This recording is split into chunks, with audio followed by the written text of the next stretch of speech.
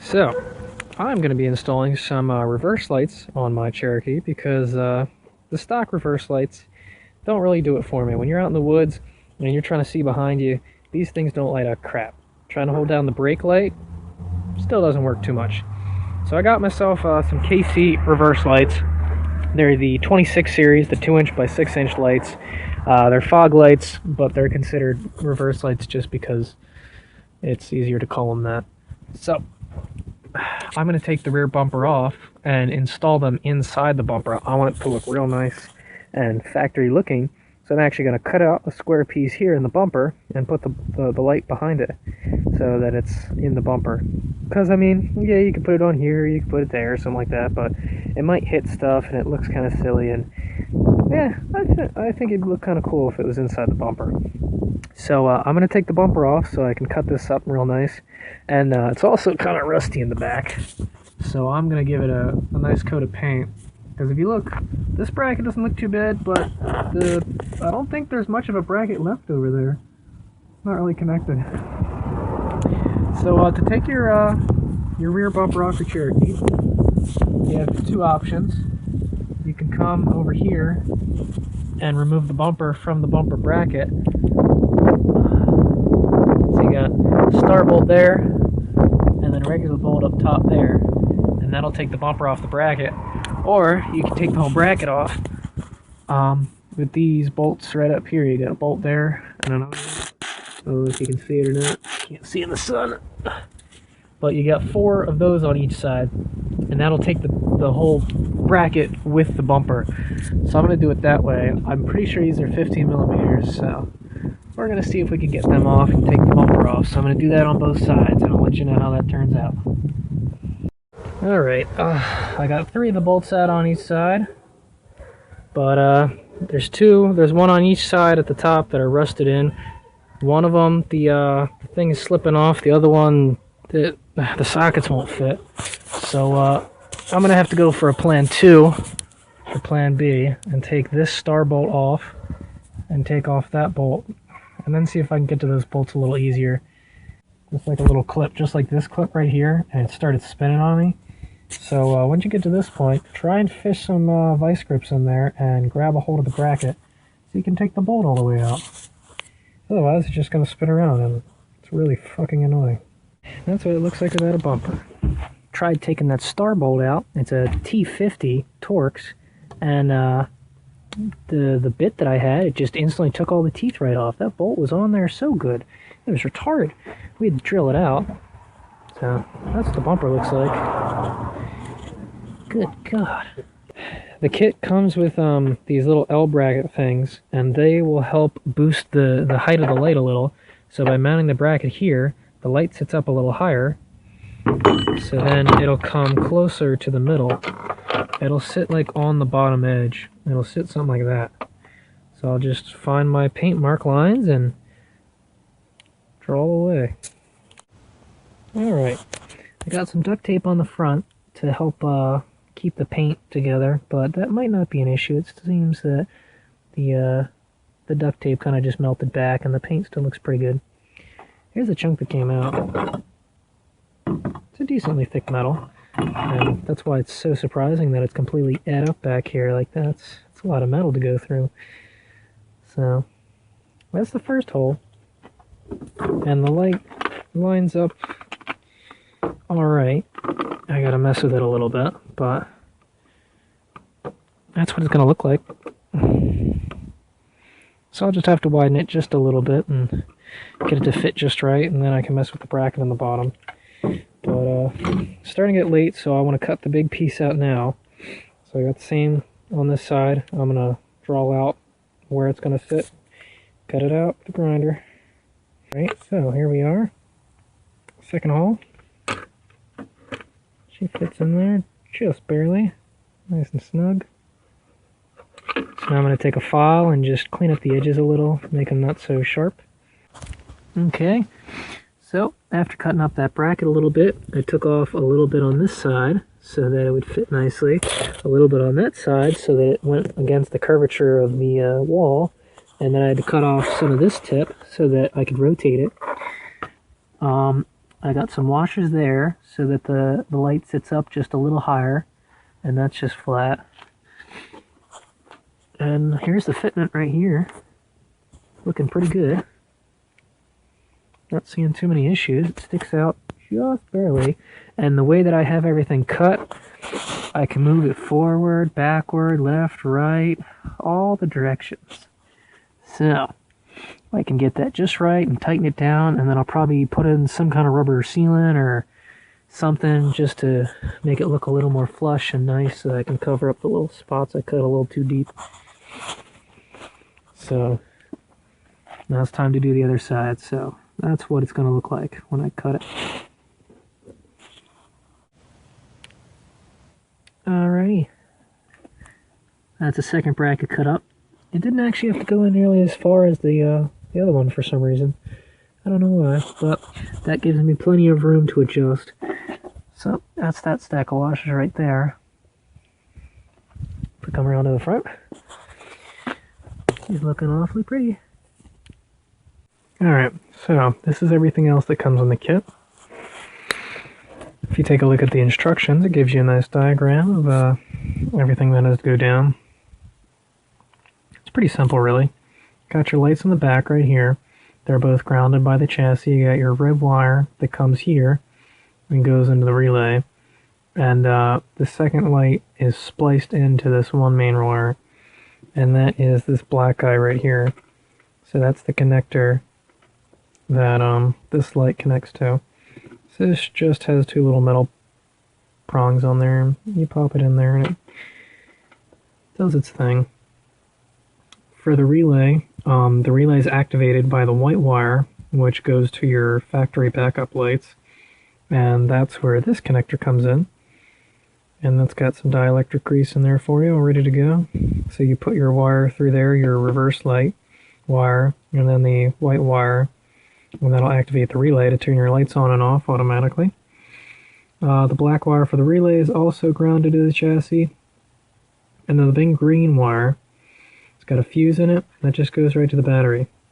Now if you wanted to add a secondary switch so that it's automatic and on, you can buy this kit, which comes with another wire with a fuse, a switch, and then a second wire to activate the relay. So that's the whole setup, and this is what it actually looks like. So you have your relay right here. You got your red wire that activates the lights, or that powers the lights. You have your relay ground, your white wire which goes to your backup lights, or your stock backup lights with this connector. And then here's the green one that runs all the way to the battery, and it's got a little fuse holder. So there you go. Hook all that stuff up and you should be good to go. Alright, so now the fun and tedious part. Grinding down all the rust so that I can paint over this and maybe keep it for, I don't know, a couple years. Well, it's getting later. I'm starting to lose interest. But this is where we're at so far. I used this little brush grinder wheel thing to try and clean up most of it. I couldn't get to everything. It's amazing how well the rest shows up on camera. But the bottom part's pretty good. The top part I couldn't get to too well. Alrighty, here we are set up in paint shop. So, cleaned it off a little better. There's still some brown here and there, but I don't care. I only need this to last me like another year, maybe two. Because I plan on getting a nice rear bumper, all steel. It's got some toe points and a hitch and all that crap. But this will just be for now. So, I'm going to paint this guy up. Some self-etching primer. Let's go to work. Alright, got our bumper painted. Nice and slick now. Brackets too. So, time to put the brackets on. I'm going to put the brackets on, then mount the bumper to the bracket, because I figured that'll be easier. Alright, lights are bolted on. That one too. This one sits up a little higher than the other one, but whatever.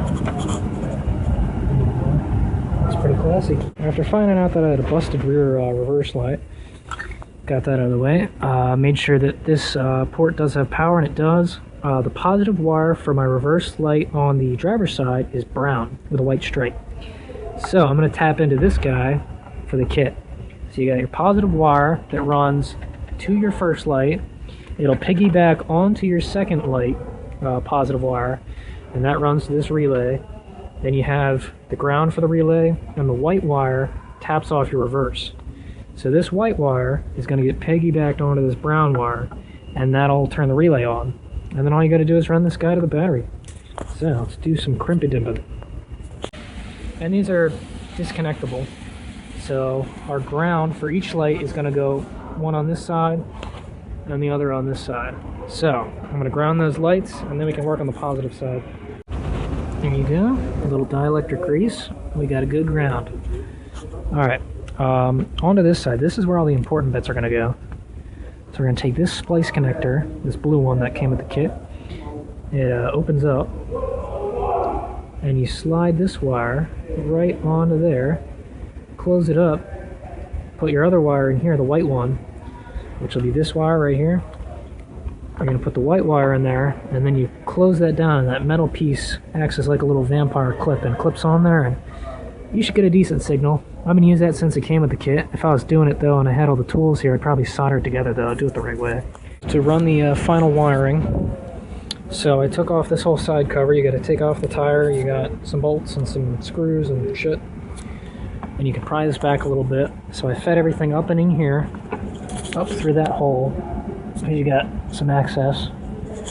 So the relay has to be grounded with this wire over here, and if you look carefully, there's a grounding screw right there. So I'm going to unscrew that and ground the relay to that ground right there. So that'll take care of the relay. Then I'm going to take this green wire and run it down the trim, all the way down the trim to the front of the car. That'll be fun. All right, I got this side buttoned up. Got the positive wire just hanging down there for now. And I have the relay tucked in so that if you take the headlight or the tail light out, you'll be able to get to it from the back. You probably can't see it, but it's just floating around in there, so you can change the relay by taking out the housing. Alright, now we just got to run that green wire all the way down that trim. Pick your spot back here. We got our second crimp connector on there. Just sits on the positive wire, and then the adapter connects in there. There we go. And then this will sit up top. I'll just sit tight, nice and out of the way. So these two connectors are good. So now the bumper can go back on. I'm going to tuck that positive wire up there a little farther. Twag. Ain't that something? They're like headlights or something. Tweet.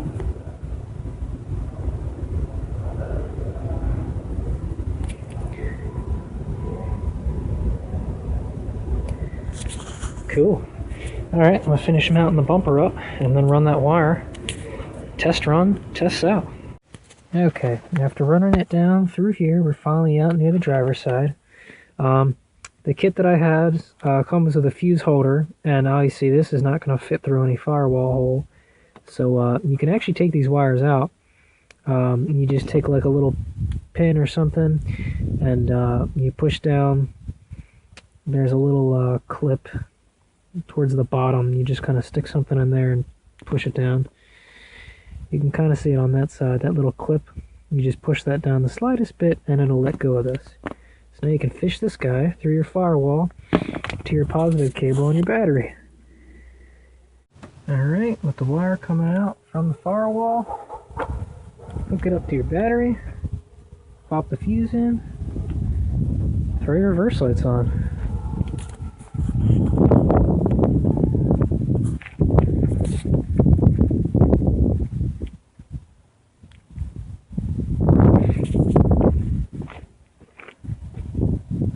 That's a lot better than it was before, huh? Here, I'll show you before and after. So that's how much the stock reverse looks like versus that.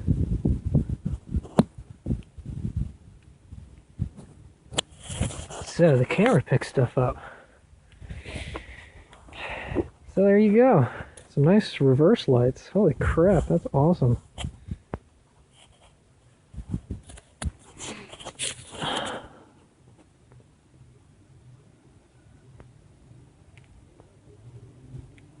So there you go. It's quite bright.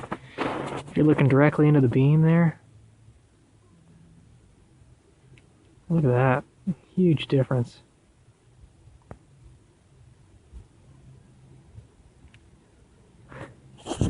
Awesome. All right.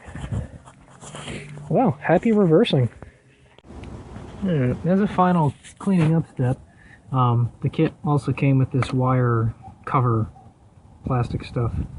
So I just made that look all nice through the engine bay. And I also did the same thing underneath the bumper. So that way, you know, rocks and things don't tear it up.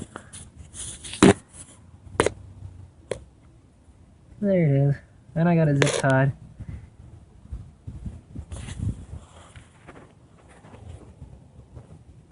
There you go. There's the final product in the daylight. And I think it looks pretty good. I do know that the beams are pointed up a little high, so that is one thing I would want to address. But for the most part, they do quite well. I've used this a couple times backing up, and it's fantastic. You wouldn't believe the difference it makes when you turn around and you can just see everything. It's literally like a second pair of headlights, and they're flood, so they're nice and wide beams, so they light up everything. But I will say that the hot spots do point a little high. But it lights up a lot. So if you have a woods truck or you really like to see what's behind you, I really recommend doing something like this because these are just awesome. So there you go. Happy reversing.